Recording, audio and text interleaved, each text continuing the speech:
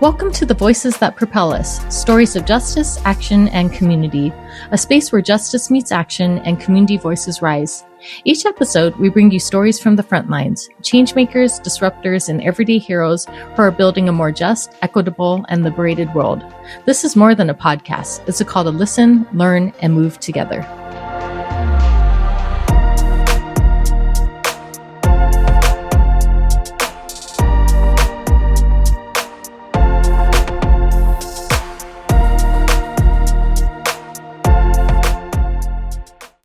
You were just listening to music from the incredibly talented Stephen Kong. You can find him on Spotify and Bandcamp. Today we have with us Dr. Stuart D. Jones.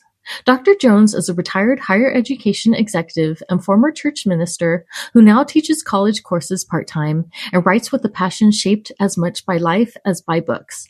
Over the years, he has spoken at many universities, churches, conferences, seminars, workshops, and leadership events around the world on a variety of topics. A devoted advocate for disability rights, he believes every life has purpose and worth. Yet no credential has shaped him more deeply than being Steve's brother. Dr. Jones holds advanced degrees in both education and theology and has been published in several academic forums. For the Love of Stephen is his first work of narrative nonfiction, and by far his most personal. Well, hello. Thank you so much for taking the time to be here today. I'm really excited about our conversation. I think you do such beautiful, amazing work. But how are you doing today? I'm doing great. I'm excited to be with you on this, I think, very impactful podcast. So, wow. I'm excited. Thank you, Denise. Thank you so much.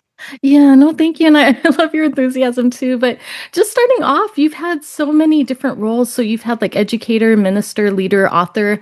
But you said that the most important identity shaping you is being Stephen's brother. So I'd love for you to talk more about that. Who was Stephen and how did he shape you? Yeah, Stephen was my oldest sibling. He was the oldest of the family. Firstborn to my mom and dad, who were just a tender young age of 18, straight out of high school when mom discovers, we're going to have a baby. And my father's like, you got to be kidding me. Please tell me that's not true. But they did. They had a baby. And their first baby was neurodivergent. And that was a shock and a surprise to them. But he was the oldest of our family. And growing up, Denise, I can honestly say this, as my other two siblings, Steve and I were super close. We were just the best of playmates growing up. My mother says it's because I was a child, and Steve, because of his intellectual disability, forever had the mind of a child. So we connected and we clicked and we played, oh my gosh, countless hundreds of hours together we played, and we did all kinds of things together. So growing up, it was a blessing to be Stephen's younger brother, not even recognizing that he had intellectual and developmental disabilities until I was much older. And I began to recognize for myself, and I saw the reactions of other people that weren't always kind. And I saw the bullying and heard the bullying. And I realized I have a special needs brother. And I really enveloped that. I did. You know, growing up, you go through these awkward stages. And sometimes I didn't know what to do with the questions that people raised. What's wrong with your brother? You know, no one equipped me for how to answer that. Sometimes I was embarrassed. Sometimes I was worried, but always Stephen's protector growing up. But Stephen taught us, I think, more than we ever taught him in life. He taught us about kindness and accepting others for who they are, regardless of skin color or nationality or religion or ethnicity. Steve didn't care who you were. He just cared if you made him feel included and helped him belong. And Steve taught us about that kind of love and gentle-hearted spirit. And for that, I'm eternally grateful for Steve and his faith in God and his kind-hearted spirit. I think, and research will back me up, Denise, to some extent. I think a lot of researchers will say, well, Stuart, you have greater empathy, greater sympathy, greater kindness than most people who didn't have a special needs sibling. And I think there's some truth to that. Yeah, no, that's so beautiful.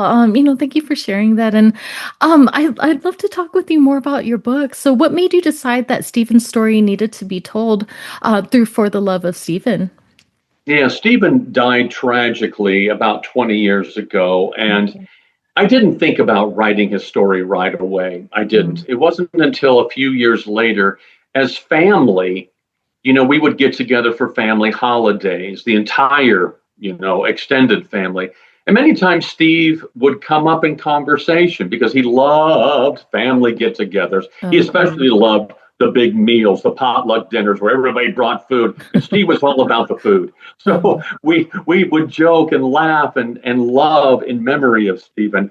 And I began to hear more and more stories, especially from my older siblings, Scott and Susan, and my parents. And I began to think, you know what? I think it's dawned on me. I Mm. think Steve grew up in a really unique time in American history regarding how we saw disabilities and what we weren't Okay. doing with special needs children. And I began to kind of see these pieces of a story coming together. And I did determine finally after retirement, where I had some more time to myself after Okay. retirement, I thought, I've got to write Stephen's story because it I love is that. unique and it represents millions of other stories. And it shows a pattern of history and a Mm. pattern of exclusivity and segregation and discrimination against those with special needs, and how far we've come and how far we still need to go. So I thought, you know what? Yeah. I'm tired of excuses. I'm done with excuses. I'm going to do the best I can with the family's help to write his story. It took me well over a year to get that story put together like pieces of a puzzle, to write it, to have it edited, and to have Yeah. somebody who cared enough to help me publish it. So Stephen's story is now out there, and it's not about me. It's not about book Mhm. sales. It's about continuing to create education and awareness I love and that. dignity for those with special needs. Yeah, no, I love that. And, I know you talked about this a little before, but I'd love to further explore this with you. But was there a moment in childhood when you realized that the world saw Stephen differently than you did, and that something about this was unjust? Yes, for sure. Mm-hmm. I can't pinpoint an exact moment. I can only generally talk about getting to an age, and that age might be around 10, 9 or 10 years old. And Okay. my siblings concur that it wasn't until later in childhood. But I Mm-hmm. began to see that when, recognize for the first time, Denise, that when we went together as a family, everyone's reactions toward us were very kind and wonderful in church Okay. or in a restaurant or going to a movie theater. Mm-hmm. Everyone's reactions were kind, except when they got to Steve and they were like, "Whoa!" Oh, I okay. realized Steve looked different. He Mm-hmm. acted differently, and I recognized that. And people's reactions said to me, "Oh, my brother is different." Mm. And sometimes people, oh my gosh, Denise, sometimes people would meet all of us and say hi and ignore Stephen Oh, as though no. he was a human being who couldn't understand Right. kindness or an introduction. I began to recognize, and at school, my Mm-hmm. brothers and sisters who were older, closer to Stephen, would come home with stories about having to help walk Steve home because bullies literally were picking on him and wanted to Mm. pick a physical fight with him. And I Wow. began to see that at the community swimming pool where we used to go swimming, people just making fun in front of him, behind his back, mocking him. And I thought, wow, what's happening here? Why doesn't Mm-hmm. society understand that Stephen, yeah, he has special needs? Or as my friend Temple Grandin, who wrote the foreword for my book, said, he's different, yes, but not less. He's Right. not less than. He's a human being whom God created.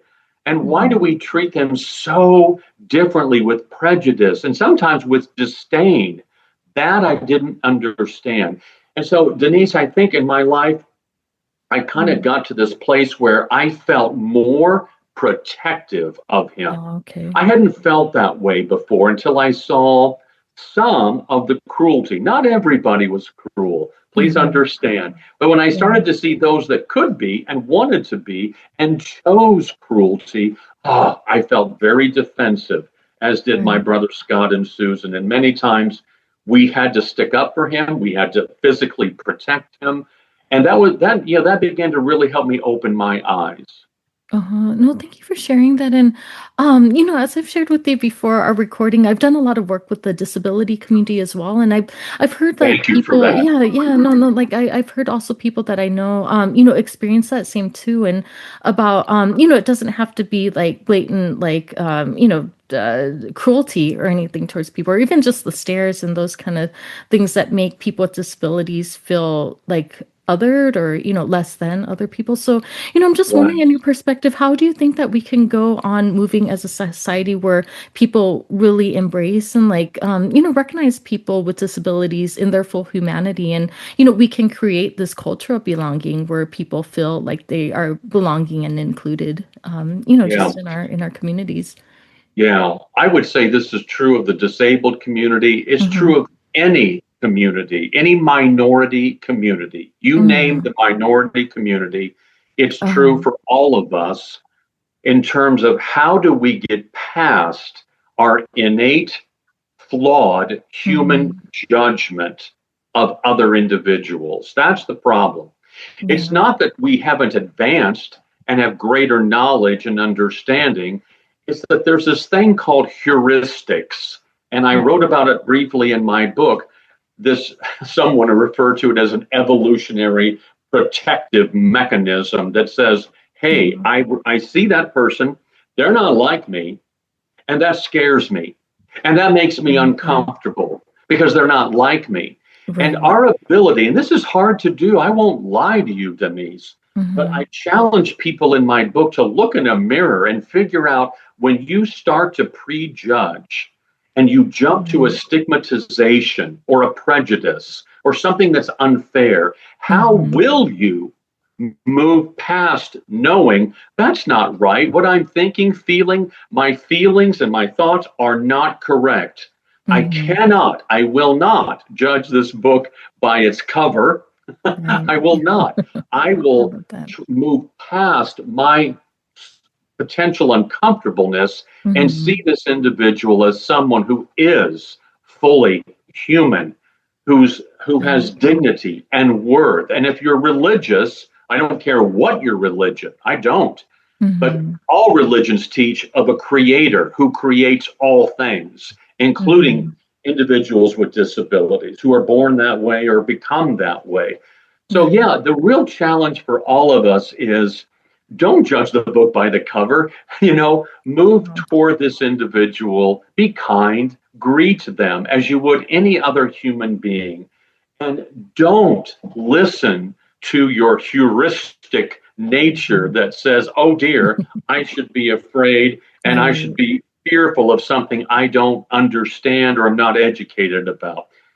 Denise, that's the challenge. And it's a Yeah. toughie. I recognize it, but I've done it and I know other individuals can do it. It's a will of the mind, it's a mindset that you have to recognize. And I'm judgmental too. We all are judgmental. When we first see someone, we judge. But moving past the judgment to seeing someone as human, that's the trick. That's the trick. No, I love that. Thank you for sharing that. And, you've said that some of the deepest injustices are often subtle. So these can be like low expectations, exclusion, pity, and invisibility. So I'd love to hear from you. How do these show up in everyday life, and why do you think that they're so harmful?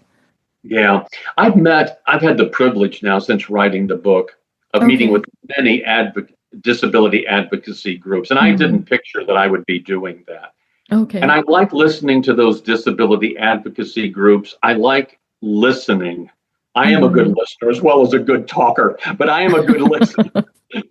Yeah, I listen to the families, I listen to the parents, and I I listen to love the that. disabled themselves. I've been on podcasts with people who are disabled themselves. Hmm. And I'm listening to their stories and I'm listening to what they say are the injustices and the problems. Yes, we've come a long way from the day when Yeah. Stephen was born, where there were no services, no resources. People like Stephen, parents usually put them in institutions and hid them from society, or they hid Hmm. them in their home. And now we have them forefront, integrated into public schools, integrated into society. But listening still to the fact that we as human beings are still we underestimate every disabled person. And we immediately, not only do we jump to judgment, we jump to, well, they Mm. probably can't do that or do this or think that way. And they Yeah. probably won't know if I'm talking to them. And we jump to these crazy notions that are Hmm. completely wrong. And so being able to, again, understand that those are misnomers and it's misinformation in our own heads or that others have given us. Underestimating is a serious problem that I hear everybody talking about. We Yeah. underestimate their need for Medicaid. That's just one tangible Hmm. example. So when it Right. comes to cutting Medicaid, that segment of our population, the disabled, is first to be considered. They don't need the money. What? What? Or Yeah. when we have to Yeah. cut resources and services because funding isn't very good, maybe we'll have to cut resources and services for the disabled. And it's like, what? Yeah. Why are they always the first to be cut? I hear that from disabled Right. advocacy groups like the ARC, and the ARC is a nationwide group, but they're like, it's always our brothers and sisters who have special needs. Their rights are cut first, their resources are cut Right. first because we think they won't notice. Hmm. Yeah. Like, what? What do you mean they won't notice or that they don't need it as badly as other groups? Yeah. Who, who gets to judge who's fully human? No, I Who? agree. Actually, what you bring up too, like, reminds me of something, that I've been frustrated with lately, but I've been hearing there's a lot of this narrative around like fraud or people like not, or people taking advantage of benefits, which, that might happen, but Sure. at the same time, I feel like it's also targeting like communities, particularly people with disabilities, where I feel like heard stories from, personal friends and just connections that they have to feel like they have to prove that they have a disability or like Yeah. that people are saying, oh, you're not really disabled, but like I feel like that's been happening a lot more, at least like recently. I don't know if it's because like they're trying to make cuts in budgets or whatever, but I've been hearing people say Always. that it feels like they have to prove their disability now. um Yeah, they have to prove it. And even after they yeah. prove it, they still have to wait an inordinate amount of time Right. to get the benefit Hmm. as it goes through a process of being looked at, evaluated, judged, and Right. eventually ruled upon. I think one individual that I met with the entire team of the ARC of Indiana a few months Okay. ago. And I said to them, I recognize that our brothers and sisters with disabilities, they Hmm. seem to be the last one invited to the table when it comes to giving out help Right. and Right. resources that they Hmm. need. And then an individual around the table, she said it beautifully. She said, Dr. Jones, not only are they the last ones Hmm. to be invited to the table, but when another chair is needed, theirs gets pulled first. Oh, And I yeah. thought, that really knocked Right. me on the floor like it just did you, Denise. I went, Yeah. oh, wow. Right. If they're lucky enough to get to the table of divvying out resources, services, and help, they might get their chair pulled out anyway, even if they Hmm. get to the table. And I realize resources are not infinite. Hmm. They're not as abundant as we realize. But again, I have to be one of those individuals. I'm not a hero, but I try to be like so many others, a champion for those that can't always champion their cause, and to be a voice for those that can't always speak for themselves.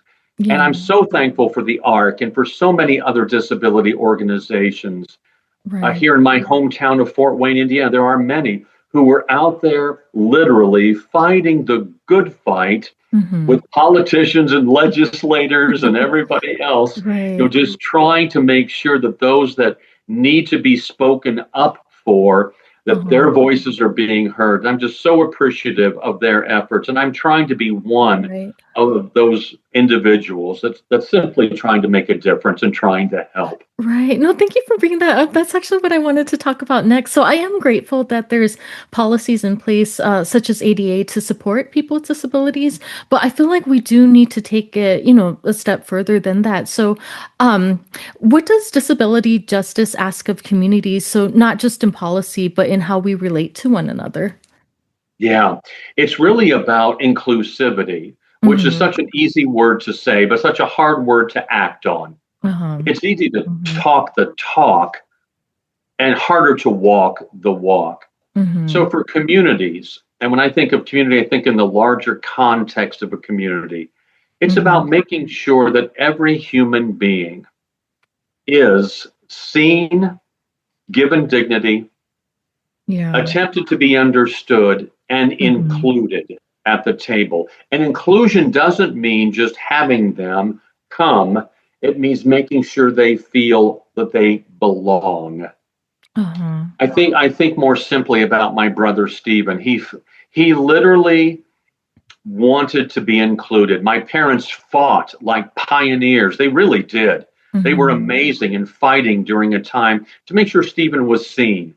And people Okay. with disabilities want to be seen and acknowledged and felt as though they do belong. Mm-hmm. Inclusion can sometimes just be disingenuous. You know, you Mm-hmm. include somebody at a table. I've seen that happen in community organizations I've worked for and volunteered for. You can invite all the diverse people you want around the table so that you feel like you're being inclusive.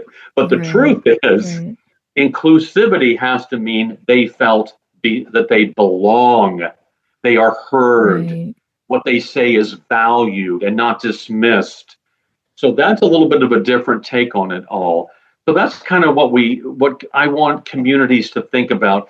And Denise, not to turn this and flip this too Mm-hmm. much to faith, I am a Mm-hmm. person of faith, but churches have to work on this too. I don't care if you have a temple or a Yeah. mausoleum or a synagogue or a church. I don't care what your faith is, or if you're a person of no faith, that's Mm-hmm. fine.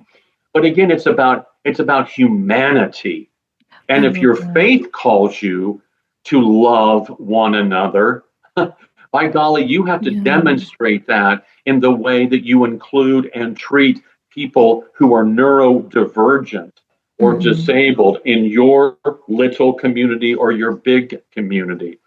It's easy to say, we love everybody, but are you demonstrating I that know. I love in that. everything you do? The proof, what do they say? The proof's in the pudding. That's what my grandma used to say anyway. The proof, I don't even know what Yeah. that means. I guess a pudding's good only if it tastes good, right? So the proof's in the pudding. So again, Yeah. I'm challenging people. Don't just talk the talk. No, I Take agree. action and walk the walk and demonstrate for others what inclusivity, respect, and dignity to everyone looks like. Please. Yeah. No, thank you for bringing that up. Actually, I did want to talk with you more about faith. So, I noticed that one of your chapters is named "God Don't Make No Junk," Yeah, and I think that's such a powerful declaration. So, just speaking more on what you were just talking about, how has that belief shaped your understanding of human dignity? it was a turning point in my life. Okay. And I have been blessed to be in a few churches to preach the sermon called God Mhm. Don't Make No Junk, I because love that that. sermon was Yeah. preached to me when I was Uh-huh. just 10 years old. I was lucky enough to go to a church in Lafayette, Indiana. My family did too. It was the Hmm. post alcoholism era for my father, where he stopped drinking. Things changed for our family.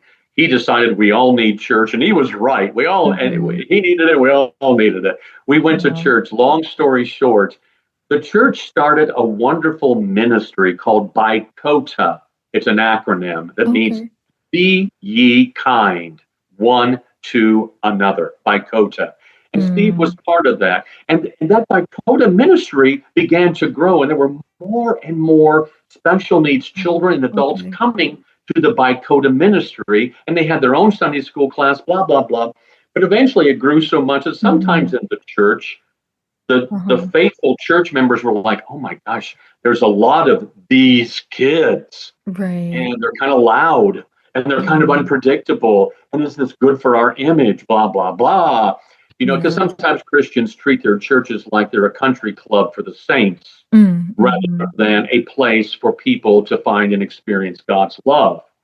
So our pastor, Bruce Morgan, preached a sermon. He was tired of hearing the stuff from other Christians about, well, we're worried about how big, this, Okay. excuse the term, but back then they called it retarded. We're worried about this retarded group of kids. That was a term that was accepted back in the 70s, not today, mercifully. Right. But Bruce Morgan one Sunday said, I'm going to put this to rest. And based on Psalm 139, verse 14, I know that I am fearfully and wonderfully made, Okay. and I know this full well. So it's a theological statement that God don't make no junk. If we believe God's the creator and God doesn't make mistakes, then those who are born with special needs, that can't be a mistake. That has to be God loving these individuals and creating them for a purpose.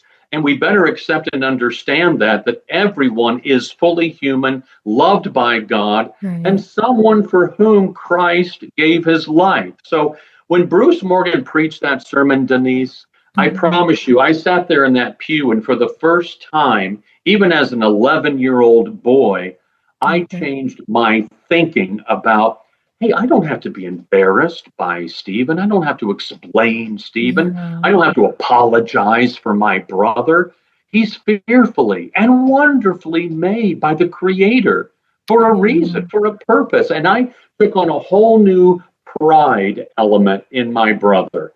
I became more proud of Stephen, was never, ever shy about introducing him or embarrassed by him again. That changed my whole thinking theologically and as a Christian individual. That's why I wrote that chapter, because it was powerful for me in my memoir about explaining why I love Steve so much and how I came to love him even more. No, I love that. And I love what you brought up too, because I think about that a lot. So with myself, have a pretty complicated relationship with my faith. But I feel like when there's so much hatred that people are just spewing out in the name of the Bible, like I think like if a loving God created a person a certain way, I think the same way, why would he create like a person if he like doesn't agree with their lifestyle or something? But that's where like I attach myself to any specific religion, but I think a lot about my faith too, and just like I don't think a loving God will approve of these like hateful rhetoric that people are spewing right now. No way. Yeah. God is the masterful artist. I recently went to Italy. Hate to brag, brag, brag. I spent 10 days in Italy seeing some of the most beautiful artwork ever created. I can't imagine that God intended a palette to be painted in one color. Right. There are so many colors. And as I looked at Michelangelo's work of the Sistine Chapel and other great paintings and his work of the statue of David, I'm thinking, that is God. God's a masterful artist, and there is diversity for a reason. What a boring world we would have if we were all white, gray-haired males like me. God help us all if we were that way. But there's a wonderful, beautiful diversity, and that includes this population that we call special needs individuals. God made it. God did it on purpose. It's part of the tapestry. It's part of the artwork. And it belongs for sure. And most religions, Denise, I'm sorry for your struggle. One of the things I think about, I'll just share this real quickly. One of my favorite sayings, which really is a condemnation of Christianity sometimes. Mahatma Gandhi is one of my heroes. Dr. Martin Luther King. I have so many heroes, but Mahatma Gandhi is one. And one time a Christian said, your faith and your values, you are so much like a Christian. Why aren't you a Christian? And Gandhi said, I would be a Christian if it weren't for Christians. Oh, what an indictment.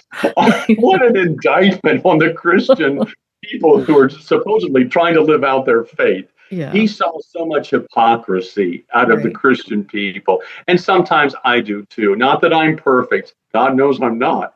But I try really hard, and that we all need to try to be Christ-like. And part of our faith has to include seeing the disabled God. There's a book called that, The Disabled God, that talks about if you cannot see God in the disabled person, you're not seeing God at all. I love that theology. I'm going to stick to it, and I'm going to preach it when I get a chance. No, thank you so much for sharing that. And I want to talk about what you talk as reluctant advocates, which I really just curious to learn more about this term. So you talk about ordinary families becoming reluctant advocates. So how did your family become advocates, perhaps without initially setting out to be? Yeah, they became reluctant advocates because they Mm, insisted that the world see their son, Stephen. right, I love right. that tenacity and perseverance that my parents had. I don't Hmm. know how they got that perseverance, but they did. They started their journey with their first son, Stephen, kind of with some doom and gloom because everybody, doctors, clinicians, family members told them Hmm. Steve's never going to amount to much. Oh. But then they decided and adopted a different philosophy. My father and mother both said we got tired of Hmm. thinking, well, everyone says Steve will probably be able to walk. He won't be able to read. He won't understand Yeah. his alphabets. He'll have to live with us his whole life. He'll never amount to anything. He'll never have a job. They got tired of this kind of doom and gloom prognosis. They Right, adopted a right. new philosophy. Once they saw Stephen at age 3 pedal a tricycle for the first time, my parents Mm, said a light bulb went off and they said, mm, if he can do that, and everyone said he wouldn't be able to, if right. he can do that, what else can he do? And their life philosophy became let's see what Steve Mm, can do and give him okay. the fullest life possible. So my parents were persistent and they made sure the world saw Stephen. They didn't hide him. My father had him join a neurotypical group, a Boy Scout troop, and Stephen Okay. was, a special needs. And so Steve joined because they didn't have special ed Boy Scout troops. They didn't even Mhm. have special education classes yet. Okay. And so Steve joined Boy Scouts. He joined 4-H with typical, quote, Hmm. kids, neurotypical kids. My parents put him in church. He's tried to sing in the choir and he was terrible at it. And, Hmm. because not everyone's a singer, Denise, and Steve Uh, couldn't hold a note of his life depended on it. But okay. my parents said, here's our son. Love We're not that. ashamed. We're not embarrassed. See Stephen for who he is. Give him an opportunity. And Right. Stephen did learn, and he did learn some coordination skills. He walked, my gosh, he Hmm. began to run. I I love compare that. Steve in one of the chapters of the book to Forrest Gump because he was Hmm. so much like Forrest Gump. Although he That's didn't beautiful. invent a shrimp company and he wasn't a world ping pong champion. He didn't ever meet a No, I president. hear you. But Steve had the mind of Forrest Gump, and Yeah. he operated in a world like Forrest Gump. But my parents said, here's our child, love him, respect him, give him dignity, just like we are. And they kind of put him out there. And I love that because that was pioneering back in the 60s and the Yeah. 1970s. Pioneering.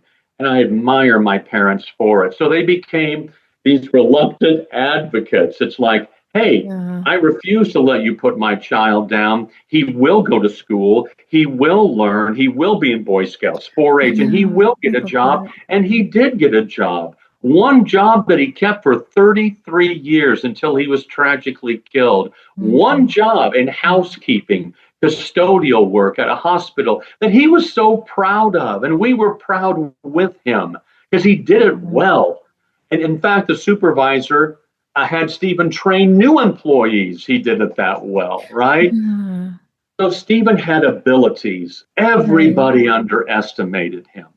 But as I said, spoiler alert, it's ironic in the book and in Steve's life that he fought so hard to be seen, and my parents and we fought Yeah. to have him seen. It was a driver of a car on one Okay. cold winter morning who didn't see him, who Hmm. hit him and killed him. Oh That's no. the I'm so irony of sorry. his life, fighting to be seen, Yeah. and his death came about because of someone who Oh. didn't see Oh him. no, I'm so sorry about that. And Oh, thank you for sharing that. And what you bring up too, like reminds me of just conversations I've had with other people with disabilities too. I think we got to move more than just like tolerance, and even more than Yes. like being inclusive. Like I feel like we need to create environments and communities where people with disabilities can thrive. So not just including them, as you said earlier, at the table, but also encouraging them to take leadership positions and see them in their potential. So I think it's not just like performative support where like, oh, we need people with disabilities, but really allowing them to also thrive. Because as your example showed, like if he was given those like opportunities to thrive, like he was thriving. And I feel like Mhm. with people with disabilities, we really need to give folks more of those kind of opportunities as well. Yeah, he was thriving because my Hmm. parents insisted on it, I right? love And they that. treated Stephen just like they treated the rest of us. I'll tell Yeah. you for a fact, and my siblings will back me up, Steve wasn't coddled. He wasn't babied. He wasn't Oh, treated great. any differently. My parents were intentional about that. Steve Mm, had to do his best, work hard, and be good and disciplined and behave himself okay. just like the rest of us. And Denise, thank you for saying it's not about tolerance. I've almost come to hate that word. Yeah, Tolerance, same here. no. Hmm. Acceptance, yes. Full Yeah. acceptance. Tolerance means I'm going to put up with this. Yeah. Acceptance means I embrace this fully and Right. appreciate it and understand it. Thank you for that. And that's the same thing, all of these 70 years later since Stephen's life that they're fighting for. They Hmm. want to be accepted as people who can work, who want to work in some Right. capacity. They're not looking for handouts and sympathy or Yeah. pity, just Hmm. the opposite. Heck, Right. it seems to be more neurotypical people that want the handouts and know how to manipulate the Yeah. system. But people with disabilities, they want an opportunity to belong and contribute. They absolutely do. I know I've worked with thousands of them over my life, and I've Hmm. listened to dozens of advocacy groups. People don't Hmm. understand that. Those with disabilities want an opportunity, they want to belong. And it's up to Yeah. us to not tolerate that, but to accept Right. that. No, that's so beautiful. Thank you for sharing that. So, I'd love to hear advice that you have for people too. So, for families navigating disability today, what wisdom do you most want to offer to them? Yeah. As my mother says, to the families navigating their disabled child or disabled Hmm. family members, as my mother says, Okay. listen to the advice of experts, but don't subscribe to it. Right. Don't. They're experts, but they Uh-huh. tend to always be highly conservative in their diagnosis and prognosis. You got Hmm. to take it as my mother taught me and taught us and said, and I wrote it in the book, take it with a grain of salt. Find out, change your Hmm. mindset from, oh, this is tragic, oh, this is terrible, what are we going to do, I'm so unfortunate, Yeah. to let's find out what my child can do regardless of diagnosis or prognosis. Let's find out, no one knows my child better than that Hmm. family member, nobody Yeah. better than the parent or the sibling. Let's find out what they can do, and let's give them every opportunity to do it, because Hmm. every disabled person, especially intellectual disability people, they all think differently. They have different abilities, just like any human being. Denise, Yeah. you learn differently, I'm sure, than I do. I'm sure you're a lot smarter than I am. In Oh many respects, no. we all learn differently. We're all Right. different. It's Yeah. always the art and the science of trying to understand your child as an Mm. individual and what are they capable of. So find that out and let them go with it and never be embarrassed. Never feel, there are times when I think I wrote a beautiful chapter in my book. It's a Okay. love letter to parents that Wow. encourages them. My friend Temple Grandin said, I'm sorry to keep name dropping, but Uh-huh. Temple Grandin, we were on the phone call together, and she said, Stuart, your book really is an inspiration to parents. Yeah. Market your book as an inspiration to Mm. parents. I said, well, thank you. I actually hadn't thought of that necessarily. So I want parents Yeah. to buy the book for the love of Stephen, because I think that especially that one chapter will lift you up and help you know you're not doing it wrong. After one of my Yeah. author bookstore events, I was reading parts of the book because the audience wanted me to. And one woman in the front row just kept crying. And I thought, man, I've touched a nerve and I'm sorry, I didn't mean to. But later Yeah. she comes up crying and she says, I'm so sorry, I'm a blubbering idiot. But she says, I have a neurodivergent child and I feel like every day I'm messing it up. And I Oh, said, you yeah. know what? So does every parent in the Yeah. world with a Right. neurodivergent child. You're not messing it up. I Mhm. promise you're not. It's just a Yeah. more challenging road, especially if your Yeah. child is nonverbal, especially if they can't communicate like others.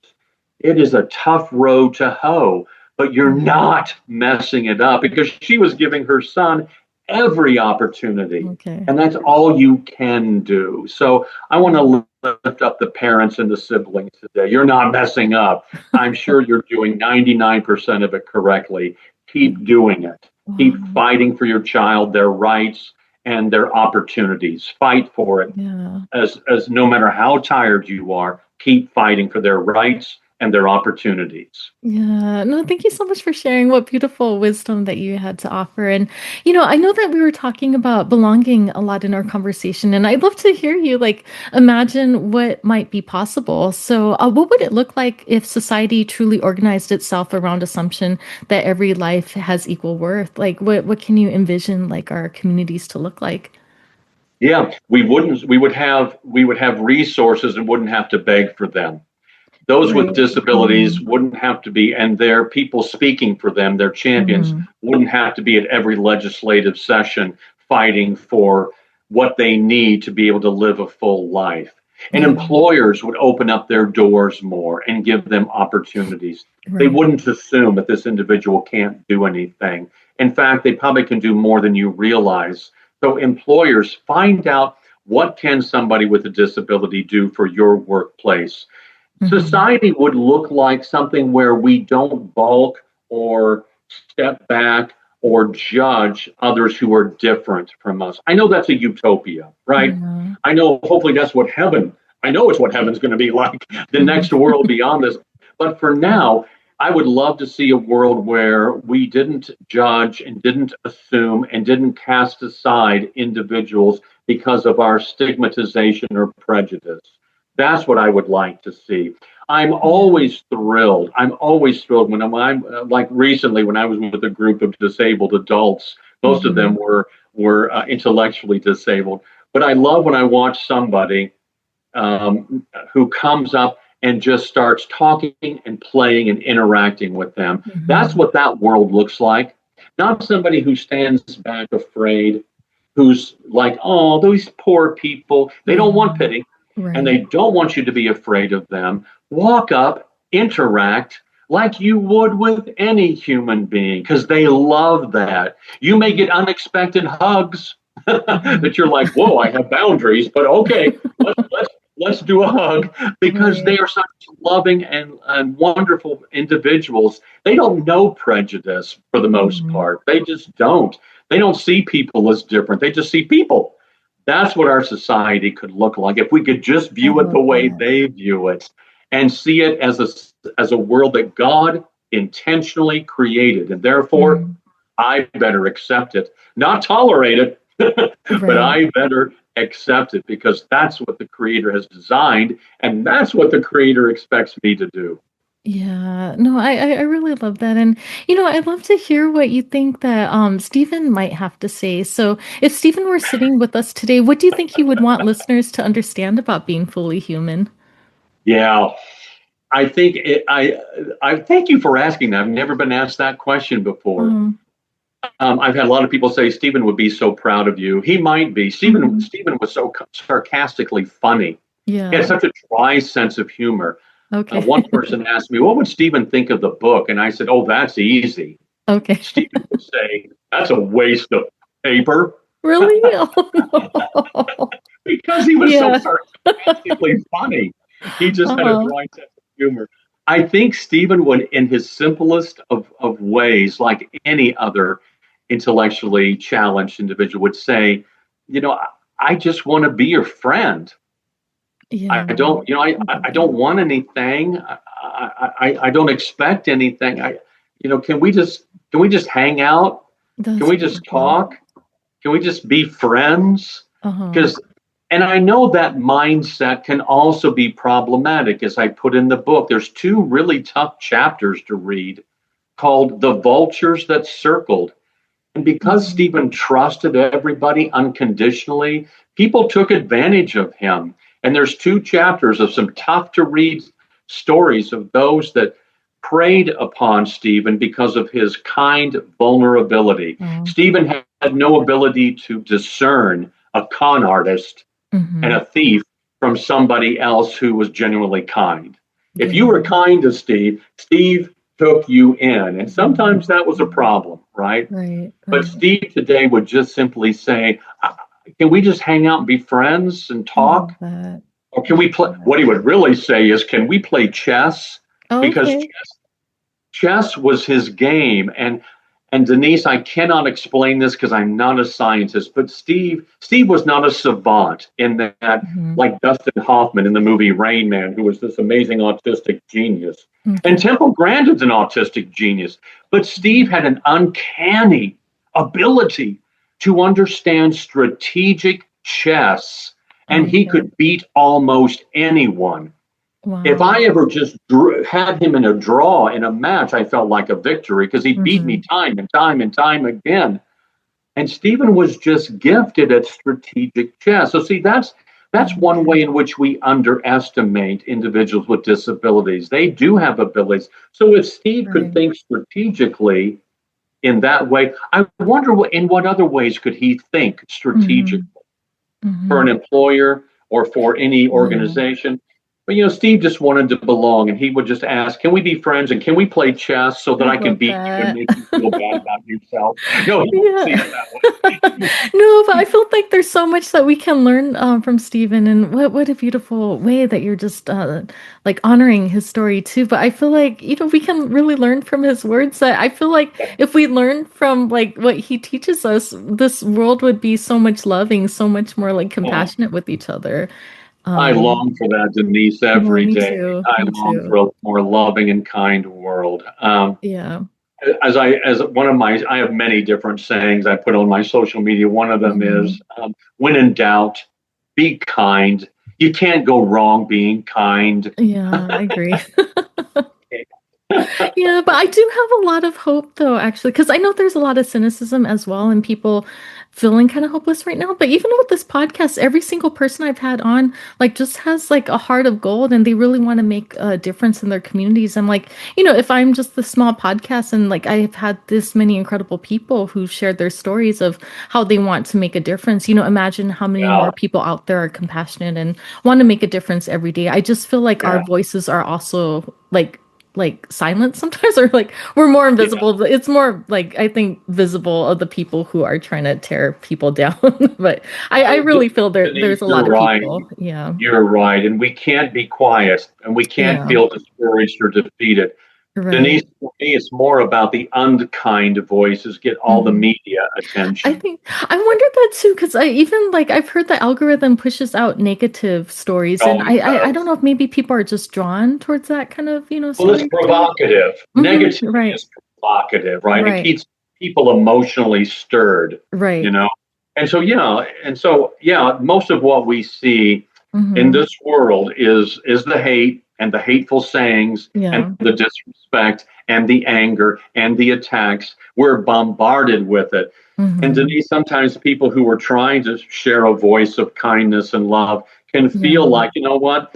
There's a cloud over all of us and we Right. can't be heard and Yeah. we're in the shadows of negativity. But Hmm. it's exhausting. Some days, and I'm not trying to Yeah. be melodramatic, some days I cry. Yeah. Some days I just sit down and I cry because I pray to God, God, will anybody ever be kind again? Will our government, Yeah. will other Yeah. governments, will our leaders, can we ever find kindness and Yeah. respect and dignity for one another ever again? Sometimes I Yeah. feel hopeless and then I slap myself and I have a glass of wine and I Okay.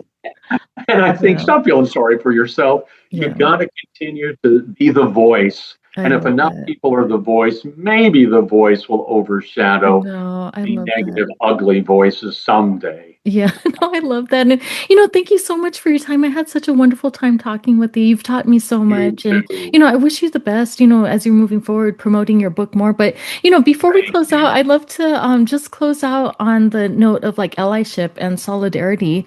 So Mm, what does solidarity look like for people who want to be allies in disability justice, but they don't know where they should begin? yeah. And I think, oh, that's such a lovely question because I think people think too big.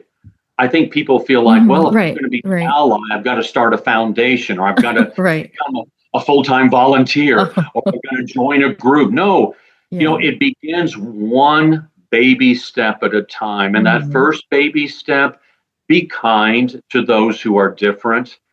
Try to Hmm. overcome your prejudgment and let your common sense and your humanity kick in. When you can start being kind and see Hmm. others as fully human, anybody, everybody as Right. fully human, not just the disabled, but all people, eventually you're going to feel, as I have over time, you're going to be like, you know what, I want to do a little bit more. That's when you can take the next step, which is, I want to Mhm. join a certain group that gives voice to those who are being marginalized and discriminated against or Yeah. even segregated still. And so just take it one step at a time. Don't jump in and try to start a $1 million foundation. Unless you Right. got $1 million, then let me know. I'll help you. I'll help Right. you start a foundation. Right. Just take that first step of you yourself I love that. walking the walk and Uh-huh. not just talking the talk, but walking the walk and being kind. And then maybe you'll volunteer with an Hmm. organization where you think you can make a difference because you've accepted people and you are now kind with no Yeah. judgments and no discrimination.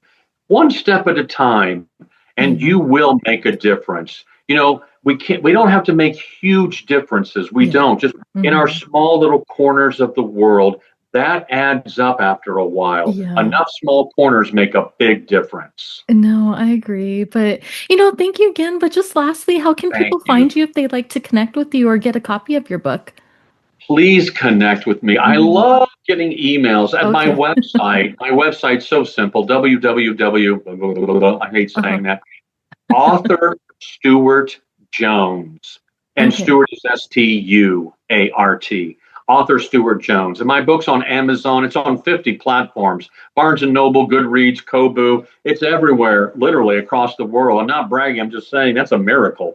But my book's Uh-huh. everywhere. It's easy to find on Amazon. But for Okay. the love of Stephen, please contact me. I love getting Hmm. invitations, and I get invitations to go speak here, there. I've been at universities, bookstores, libraries, Okay. book clubs. It's fun. And you know what? I'm free. Okay. I don't Okay. cost anything. People are always like, I bet he's going to charge 10,000. No, I just need, if you want to help with my gas money, that's cool. But you don't even have to do Okay. that. Wow. That's so But just kind of you. invite me to come or Yeah. share your story with me. I love hearing other people's journeys and stories at authorstuartjones.com. Okay, I love that. But thank you again. I had such a wonderful Thank time talking with you. You spread so much joy and beauty in the world, and I wish you all the best. And like we were you talking too. before, I know it's not easy to spread like positivity, but I really think if we find each other, we could really make the changes that we want to Thank see in this you. world. But I yeah, I agree truly, with you. yeah, no, I truly hope that we Well, could stay I connected. have permission to give you a virtual hug real quick. There you go. Oh, yeah, thank you. Give you a hug right back. But yeah, I hope that you have a good rest of your day, and I truly hope that we could stay connected with each other. Please, Okay. Denise, I would love that. Thank Okay. you. Thank you. Have a good day. I'll talk to you later. Bye bye. Bye.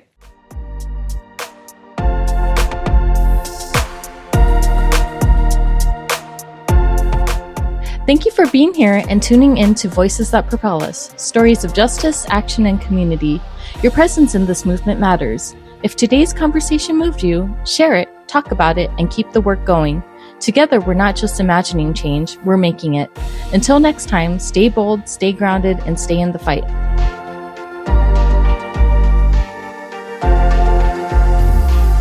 Every time I feel so mad and sad and bad, I say to myself, relax, lean back, it's a brand new day. And every time I feel so down that a friend